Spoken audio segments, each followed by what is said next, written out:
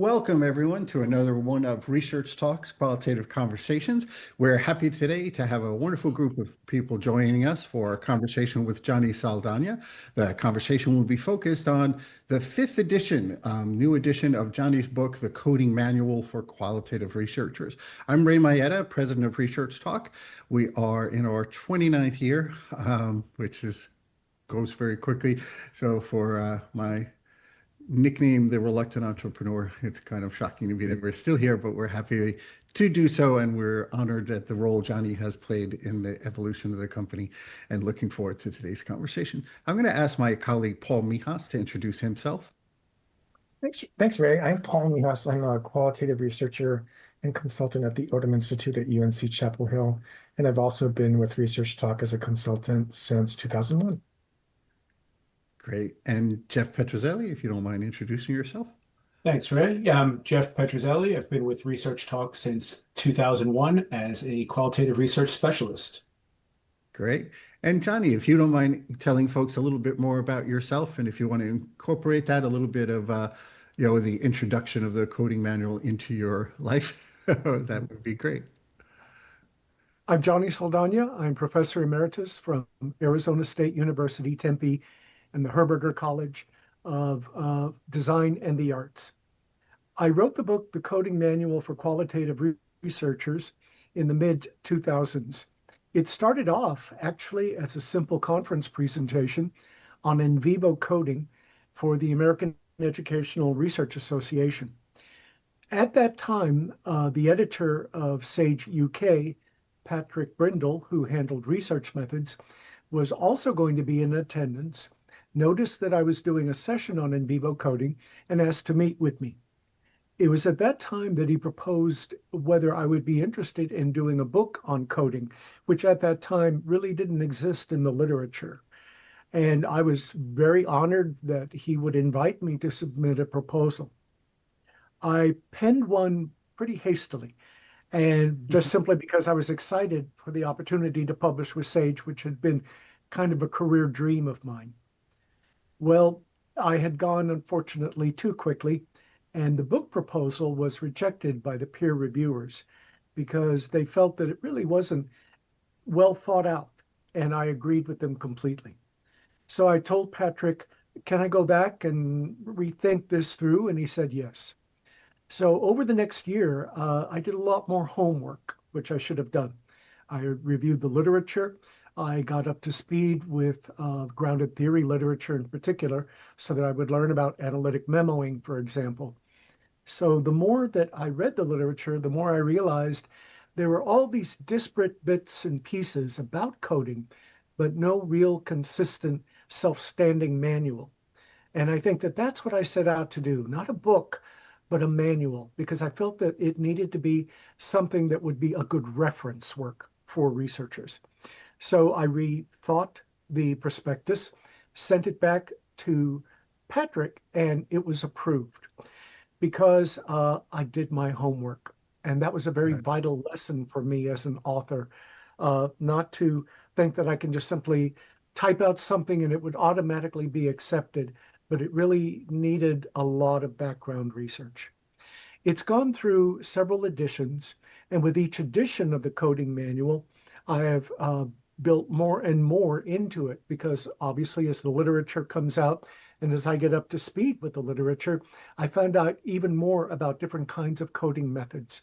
Plus also with my own research work, I developed some of my own coding methods, and I found that to be very useful, and I incorporated that into the manual itself. Right now, there are currently, in the fifth edition, 36 different ways of coding qualitative data. With each edition, I try to, at least with 20 to 25% of the different coding methods, bring a new example into it. I like to keep the book as fresh as possible. And certainly as technology evolves, I also incorporate that into it. The fifth edition of the coding manual is unique because I now talk about AI and ChatGPT specifically, and how that now interfaces with the coding process. So I'm very excited about how the book has evolved. And interestingly, of course, before books come into print, it takes months beforehand for that final manuscript to be ready. And as of today, the book is not out of date with technology. It's just simply not up to date because new software, new platforms come out virtually, every week. And so it's exciting to stay up to speed with all this new technology and to find out how coding now becomes part of or evolves into those new technologies. It's invaluable, Johnny, you sharing your story of the proposals and moving through that process, and then also what you just did in terms of kind of giving for us the picture of what's happened with the book through the editions. One last thing before we focus exclusively on the book. This book is one of many that you've contributed to Qualitative Inquiry. Invaluable, and you've done so much for us and for our field.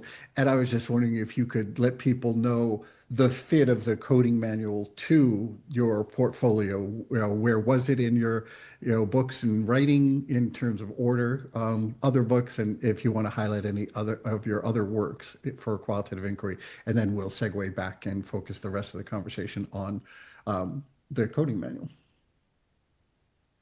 The very first research methods book I wrote was called Longitudinal Qualitative Research, Analyzing Change Through Time. That was for Altamira Press.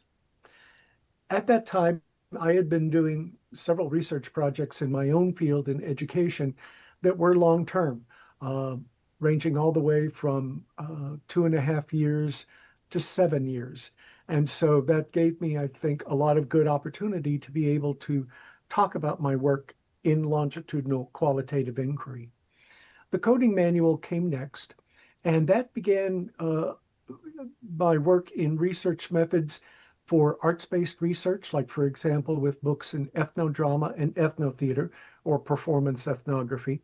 I also segued into books that focused on method and methodology, such as thinking qualitatively, methods of mind. Sage also commissioned me to update the late Miles and Huberman's book on qualitative data analysis. So that too was another entree into data analytic work.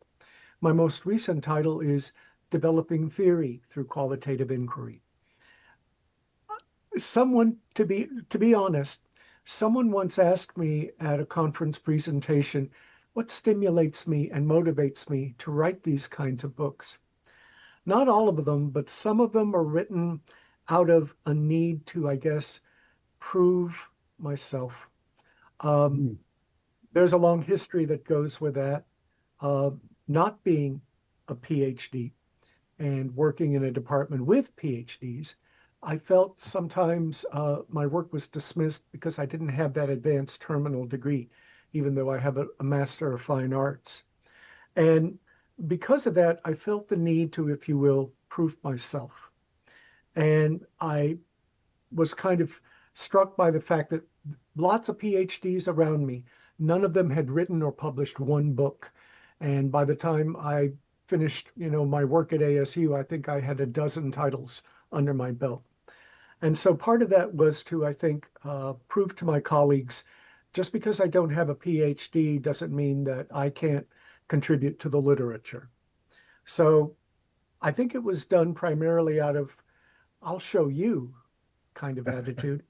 And that's where the theory book came out of. I'm surprised at how I have conversations with colleagues at conferences. And just out of, I think, maybe a little bit of a devil in me, I will ask people, define theory. And these people cannot. And that really surprised me. I think you teach theory, you advocate for theory, but you can't define it. And so that's why I set out, I think, to write this particular book.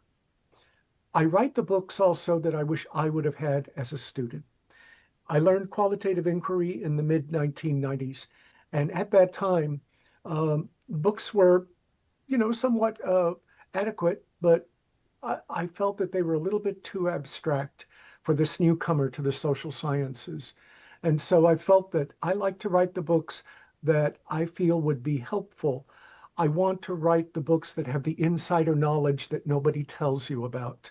And so I try to be as pragmatic and as clear and explanatory in my texts as I possibly can.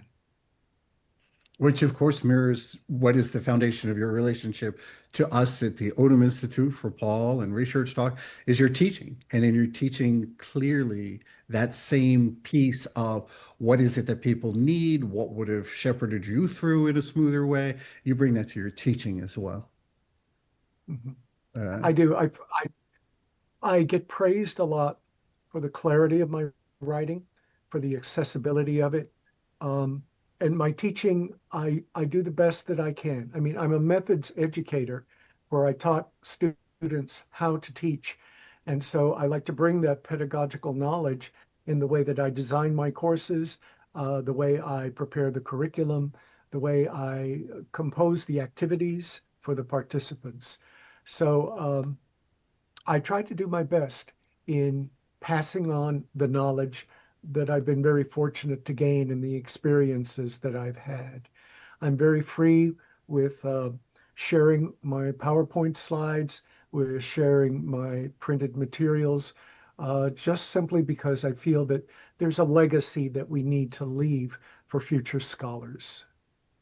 Yeah. And there's a completeness to your approach too, in terms of introducing a new idea, making sure people know what the idea is, whether that's a definition or another sort of presentation, making sure they understand the idea, the concept, what it might be, working through what it looks like in practice, then moving all the way through a range of types of examples that are accessible to folks. And I love that your research methodology teaching involves examples that are not just examples of research projects, that they're also kind of in everyday life.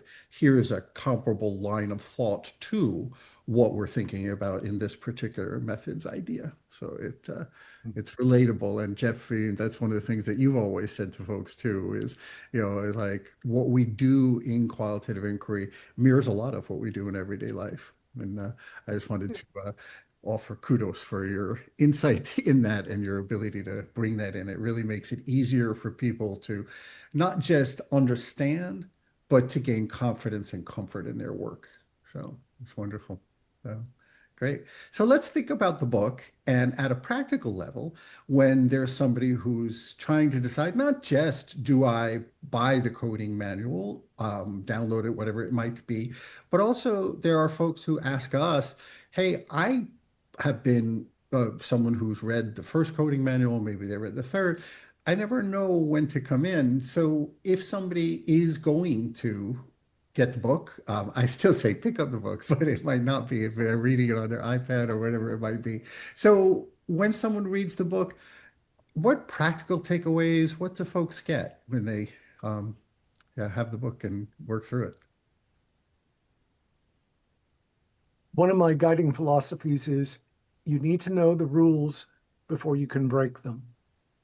And I also rely on Twyla Tharp, choreographer, who said, before you can think outside of the box, you have to start with the box.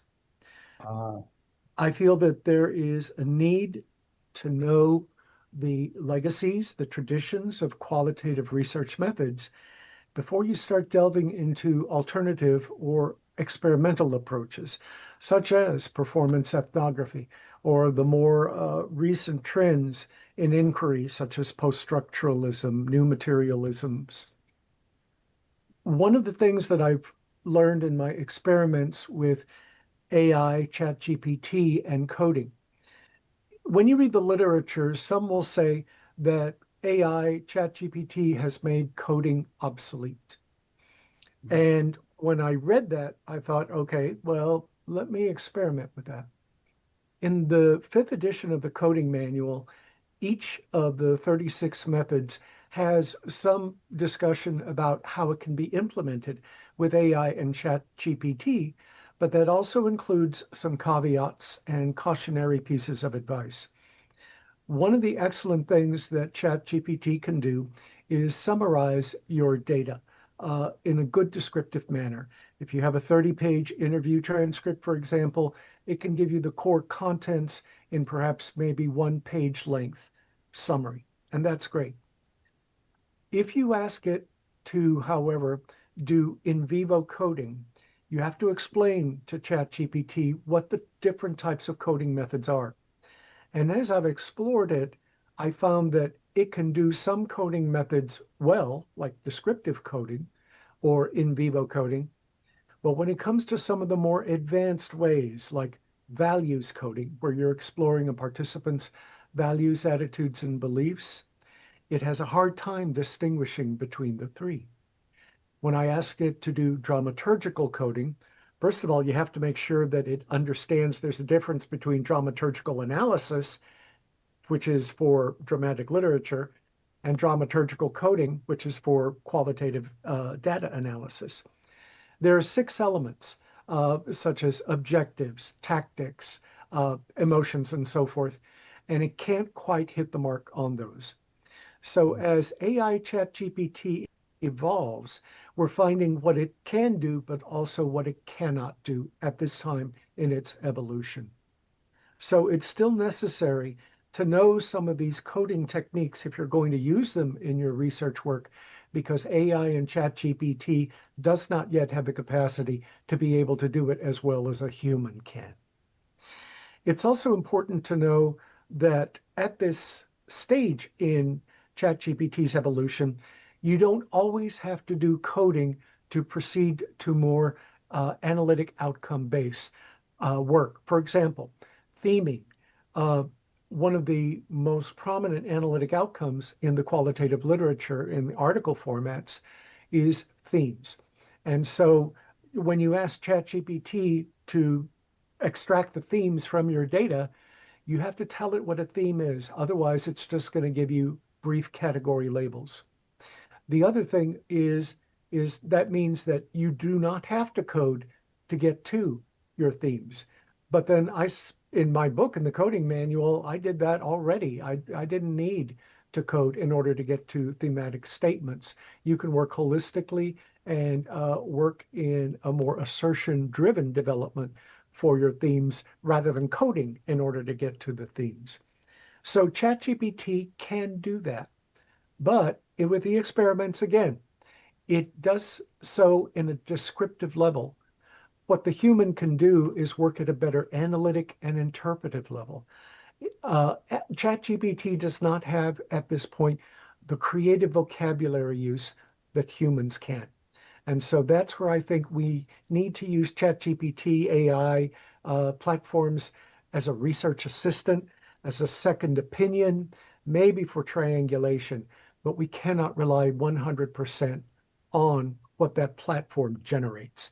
The human touch, the human mind is still necessary. When we think about the book, the ChatGPT piece, it's interesting here and now with this particular book that when we think about kind of the editions, kind of what do I do? And there is this obvious piece. What else is new in the 5th edition? Oh, Social media is also new. okay. I was very fortunate to be able to get permissions from 2 people. I need to keep them, of course, anonymous. Sure. Their social media texts I thought were quite rich for analysis, and they gave me permission to be able to incorporate their Facebook posts in the new edition of the coding manual. So now I'm talking about how you can analyze those particular data sources and how coding works into it. The other new coding method in this edition is called icon coding. And icon coding comes from Rodriguez Duranz's book on narrative analysis. It also comes from Daniel Turner's work in his icons with his software in Quarkos.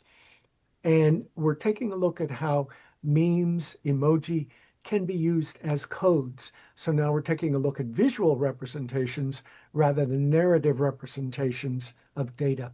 It's a very intriguing kind of way now of taking a look at analyzing particularly social media work and also interviews.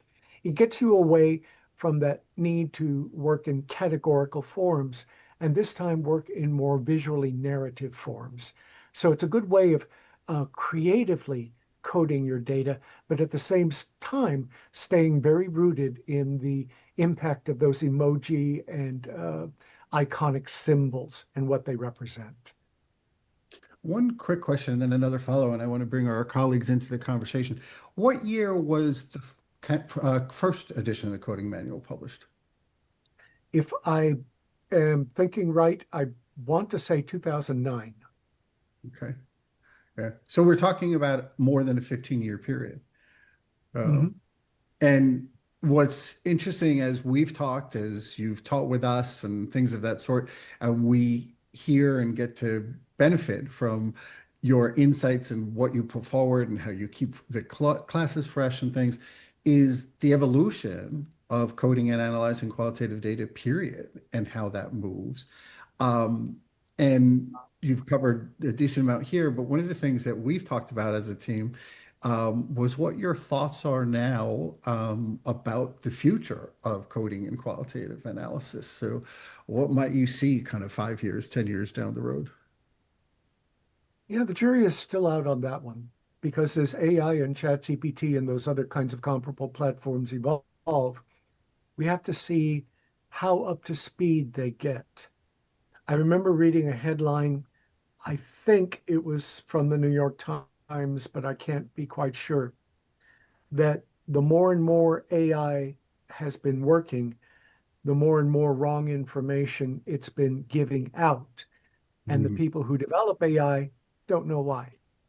So they've got their own, uh, baggage to work through and to unpack and to fix.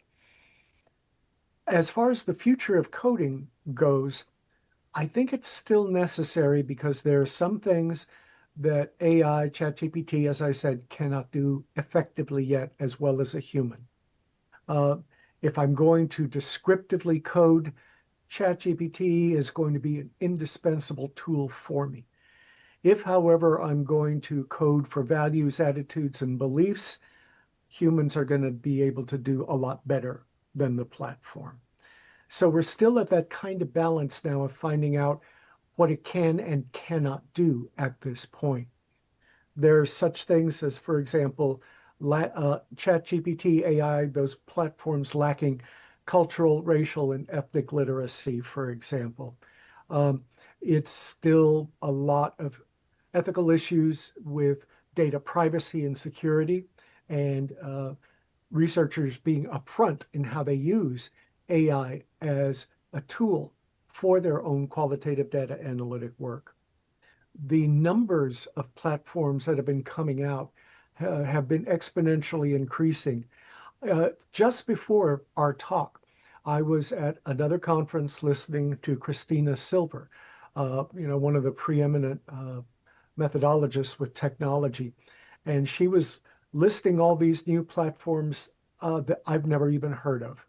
And so I thought, okay, it's time to get back up to speed now with all these new technologies coming out.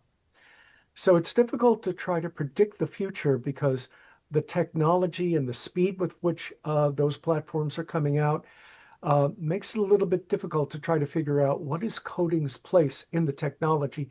But also you have to look at it the other way around. What is technology's place in qualitative data analysis? Yeah. And it's interesting. You met aware because of the book and all the other work you do over the last 15 years, what's happened.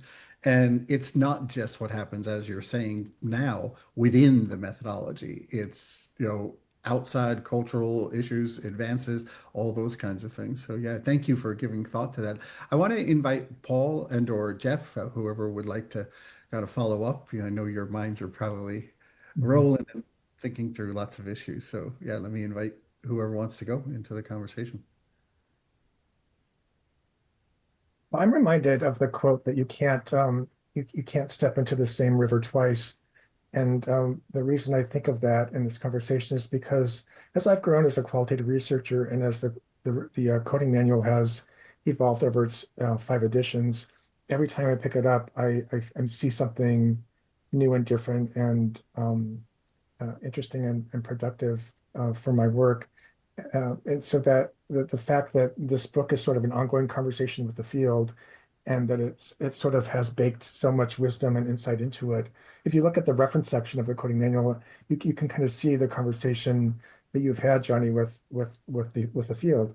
And as I've grown, I have also sort of, every time I go back to it, and with this new edition, I find always a new gem, new insight, and new, with new wisdom.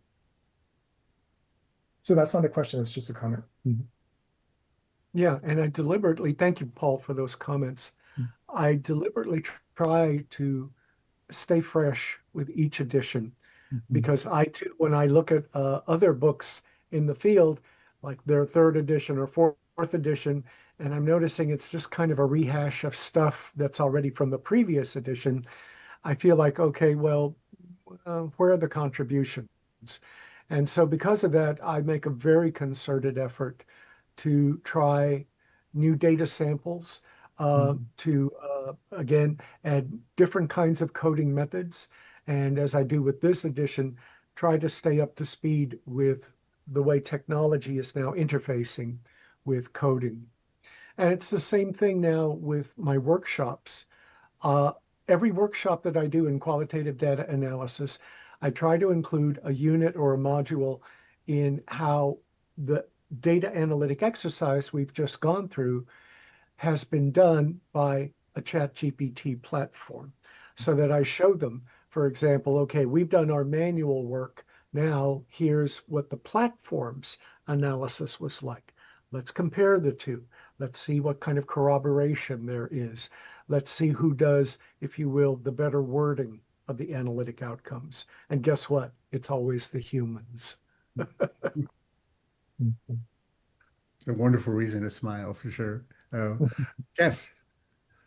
Yeah, Johnny, when we think about research methods books, people use them in all different ways, right? Not everybody will read them in cover to cover. Some people will look at the table of contents and flip to certain chapters and look for certain topics that they'd like to learn about. So I was just wondering from you, do you have any stories of how people have used the book, how they've benefited from the book, and also on top of that, ideas that you would have for how you would hope that people use this book and how they benefit from this book? One thing that I've noticed is that for those people who are doing arts-based work, they will apply some of the coding methods. Like, for example, they'll employ dramaturgical coding to interview transcripts before they create a written script or a performance ethnography.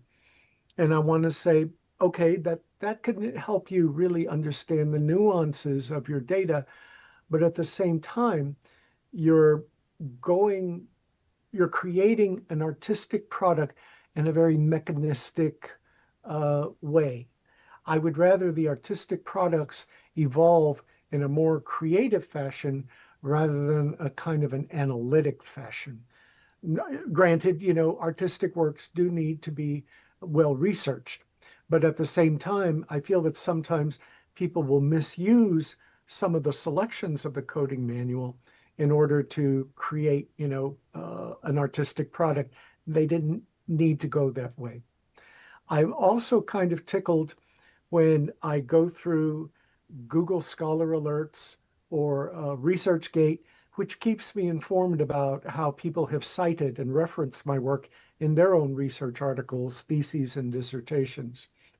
And they will say, well, we used Saldaña's open coding and selective coding methods. And I'm thinking to myself, I don't talk about those coding methods in the coding manual.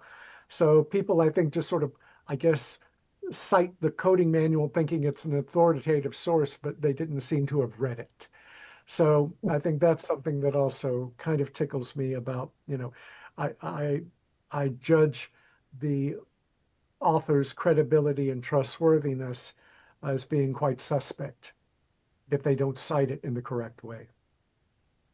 There have also been good success stories. I tell people that after doing qualitative inquiry, for over almost 30 years now, my first coding go-to method is going to be in vivo coding, where you rely on the participant's own language for your codes. I find that that keeps me so grounded and so rooted in the data. And when I read other people's works that have said we've used in vivo coding, my former dissertation students, when they applied in vivo coding, they said that that brought them so much closer to the data. It kept them so grounded and gave them such rich insight into the participants that that is probably the most effective coding method that there is for participant generated materials like interview transcripts or social media data.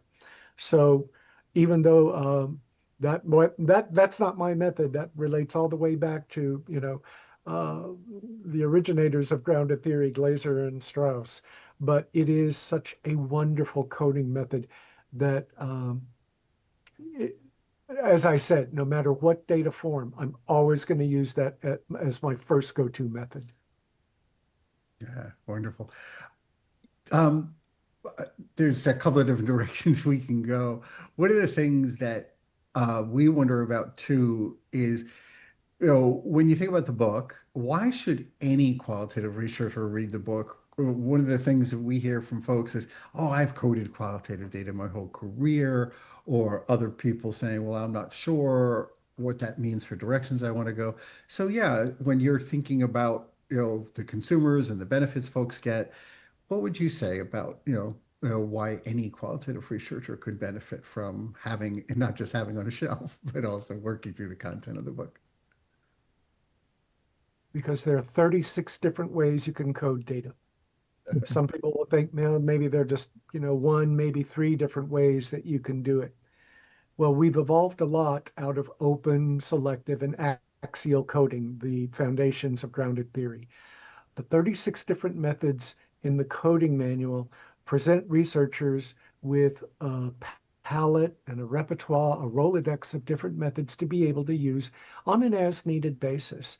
Certainly, you don't apply all 36 to one analytic project, but it's good to know that when needed, you have the opportunity to draw from these different kinds of coding methods to help answer what might be very particular research questions, very particular methodologies that you're employing.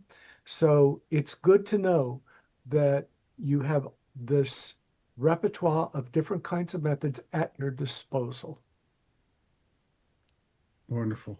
Yeah, good.